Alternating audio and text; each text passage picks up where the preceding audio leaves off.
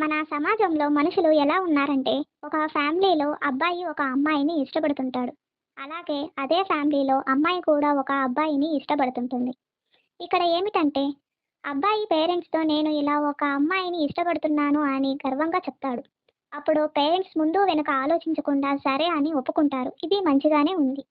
అదే పేరెంట్స్ ముందు అమ్మాయి వెళ్ళి నేను ఒక అబ్బాయిని ఇష్టపడుతున్నాను అని చెబితే, పేరెంట్స్ ఒక్క క్షణం కూడా ఆలోచించకుండా అమ్మాయిని కొట్టడం, తిట్టడం లాంటివి చేస్తారు. ఎందుకండి ఇలా? అబ్బాయిని ఒకలా, అమ్మాయిని ఒకలా చూడటం ఎందుకు? నీ అబ్బాయి విషయంలో కరెక్ట్ అయినప్పుడు, నీ అమ్మాయి విషయంలో ఎందుకు తప్పు అవుతుంది? అబ్బాయి ఏ క్యాస్ట్ అమ్మాయినన్నా తీసుకొని వచ్చి పరువు పోనప్పుడు, అదే ఆ అమ్మాయి చేసే ఏం తప్పు? నాకు తెలియక అడుగుతాను. అబ్బాయికి చేసే సపోర్టు పెళ్లి విషయంలో అమ్మాయిలకు ఎందుకు చేయరు? ఆ అమ్మాయి ఇంట్లో వాళ్ళని అడిగి, అడిగి వాళ్ళు ఒప్పుకోకుండా ఇష్టపడిన వాడితో వెళ్ళిపోతే అప్పుడంటారు మా పరువు తీసేసింది అని. ఎందుకండి పరువు? అమ్మాయి మనసుని అర్థం చేసుకోకుండా తనని కొట్టి నరకయాతన చేసి తను చావటానికి సిద్ధపడి ఉంటే మీ పరువు నిలబడి ఉంటుందా? ప్రతి ఒక్కరూ గుర్తుపెట్టుకోండి. పరువు పోతే సంపాదించుకోవచ్చు. కానీ కూతురు చనిపోతే సంపాదించుకోలేము. పరువు కన్నా కూతురే ముఖ్యం. వాళ్ళ సంతోషకరమైన జీవితాన్ని మీ చేతులారా నాశనం చేయకండి. ఎందుకండి ఎప్పుడు ఒకరు మనల్ని ఏమో అనుకుంటారు అని భయపడుతుంటారు.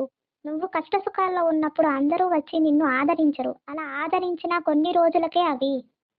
నువ్వు బాగుపడాలి అన్నా, నాశనం అవ్వాలి అన్నా నీ మీదే ఆధారపడి ఉంటుంది.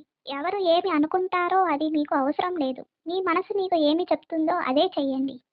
ఇప్పుడు ఉన్న జనరేషన్‌లో నిన్ను కిందికి నెట్టేయాలని చూసేవారు చాలామంది. మంచి కోరుకునే వాళ్ళు చాలా తక్కువ మంది. సో, ఎవరో ఏమనుకుంటారో అని మీ పిల్లల భవిష్యత్తును నాశనం చేయకండి. మీ కొడుకుకి ఎంత సపోర్ట్‌గా ఉంటారో, కూతురికి కూడా అంత సపోర్ట్‌గా ఇవ్వండి. ఎవరు తక్కువ కాదు మీకు. ఇద్దరూ మీకు 2 కన్నులు లాంటివారు. ఫస్ట్ ఆఫ్ ఆల్ ఇతరుల మాటలను ఎక్కువగా నమ్మకండి. మీ ఇంటి విషయంలో వేరే వాళ్ళకి స్థానం ఇవ్వకండి. ముఖ్యంగా అమ్మాయిలకి స్వేచ్ఛ ఇవ్వండి. Thank you.